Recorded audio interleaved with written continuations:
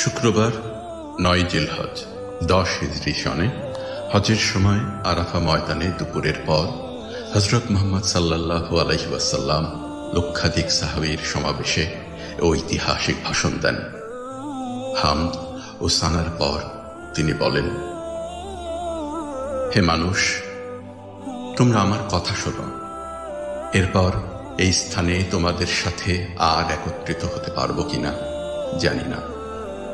হে মানুষ, আল্লাহ বলেন, হে মানব জাতি, তোমাদেরকে আমি এক পুরুষ ও এক নারী থেকে সৃষ্টি করেছি এবং তোমাদেরকে সমাজ ও গোত্রে ভাগ করে দিয়েছি যেন তোমরা পরস্পরের পরিচয় জানতে পারো। অতএব শুনে রাখো, মানুষে মানুষে কোনো ভেদাভেদ নেই। আরবের উপর কোনো অনারবের অথবা অনারবের উপর কোনো আরবের শ্রেষ্ঠত্ব নেই, তেমনি সাদার উপর কালোর বা কালোর উপর সাদার কোনো শ্রেষ্ঠত্ব নেই। তোমাদের মধ্যে সেই ব্যক্তি আল্লাহর কাছে সবচেয়ে বেশি সম্মান ও মর্যাদার অধিকারী যে আল্লাহকে ভালোবাসে। হে মানুষ, শুনে রাখো, অন্ধকার যুগের সকল বিষয় ও প্রথা আজ থেকে বিলুপ্ত হলো। জাহিলি যুগের রক্তের দাবিও রহিত করা হলো। হে মানুষ, শুনে রাখো, অপরাধীর দায়িত্ব কেবল অপরাধীর উপরই বর্তায়। পিতা তার পুত্রের জন্যে আর পুত্র তার পিতার অপরাধের জন্য দায়ী নয়। হে মানুষ, তোমাদের রক্ত, তোমাদের সম্মান, তোমাদের সম্পদ পরস্পরের জন্য চিরস্থায়ীভাবে হারাম অর্থাৎ পবিত্র ও নিরাপদ করা হলো। যেমন আজকের এই মাস, এই শহর সকলের জন্য পবিত্র ও নিরাপদ। হে মানুষ, তোমরা ঈর্ষা ও হিংসা বিদ্বেষ থেকে দূরে থাকবে। ঈর্ষা ও হিংসা মানুষের সকল সদ্গুণকে ধ্বংস করে। হে মানুষ, নারীদের সম্পর্কে আমি তোমাদের সতর্ক করে দিচ্ছি, তাদের সাথে নিষ্ঠুর আচরণ করো না। তাদের উপর যেমন তোমাদের অধিকার রয়েছে, তেমনি তোমাদের উপর তাদেরও অধিকার রয়েছে। সুতরাং তাদের কল্যাণের দিকে সব সময় খেয়াল রেখো। হে মানুষ, অধীনস্থদের সম্পর্কে সতর্ক হও। তোমরা নিজেরা যা খাবে তাদেরও তা খাওয়াবে, নিজেরা যা পরবে তাদেরও তা পরাবে। শ্রমিকের শরীরের ঘাম শুকানোর আগেই তার মজুরি পরিশোধ করবে। হে মানুষ, বিশ্বাসী সেই ব্যক্তি যার হাত ও মুখ থেকে অন্যের সম্মান, ধন ও প্রাণ নিরাপদ। সে নিজের জন্য যা পছন্দ করে, অন্যের জন্য তাই পছন্দ করে। হে মানুষ, বিশ্বাসীরা পরস্পরের ভাই। সাবধান, তোমরা একজন আরেকজনকে হত্যা করার মতো কুফরি কাজে লিপ্ত হয়েও না। হে মানুষ, শুনে রাখো, আজ হতে বংশগত শ্রেষ্ঠত্ব বা কৌলীন প্রথা বিলুপ্ত করা হলো।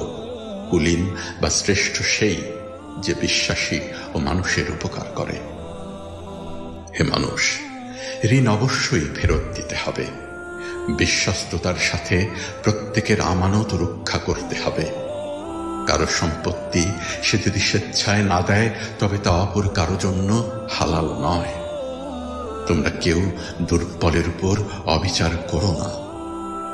হে মানুষ, জ্ঞানীর কলমের কালি শহীদের রক্তের চেয়েও মূল্যবান। জ্ঞান অর্জন প্রত্যেক নরনারীর জন্য ফরজ, কারণ জ্ঞান মানুষকে সঠিক পথ দেখায়। জ্ঞান অর্জনের জন্য প্রয়োজনে তোমরা চিনে যাও। হে মানুষ, তোমরা তোমাদের প্রভুর ইবাদত করবে, নামাজ কায়েম করবে, যাকাত আদায় করবে, রোজা রাখবে, হজ করবে আর সঙ্গবদ্ধভাবে নেতাকে অনুসরণ করবে। তাহলে তোমরা জান্নাতে দাখিল হতে পারবে।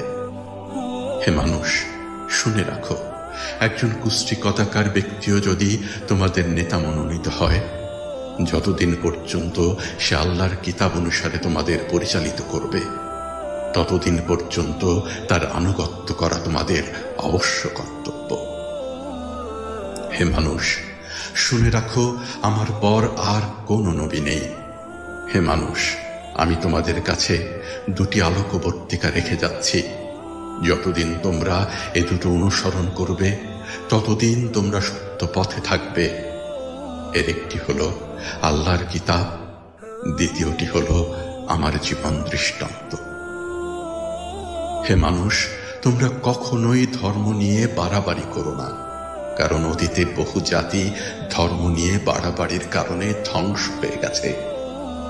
হে মানুষ, প্রত্যেককেই শেষ বিচারের দিনে সকল কাজের হিসাব দিতে হবে, অতএব সাবধান হও।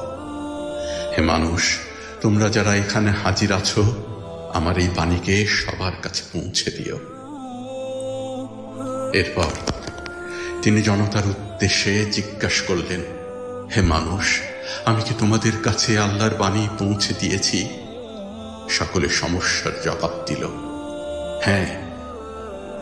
এরপর নবীজি সাল্লাল্লাহু আলাইহি ওয়াসাল্লাম বললেন, হে আল্লাহ, তুমি সাক্ষী থাকো, আমি আমার সকল দায়িত্ব পালন করেছি। আমিন।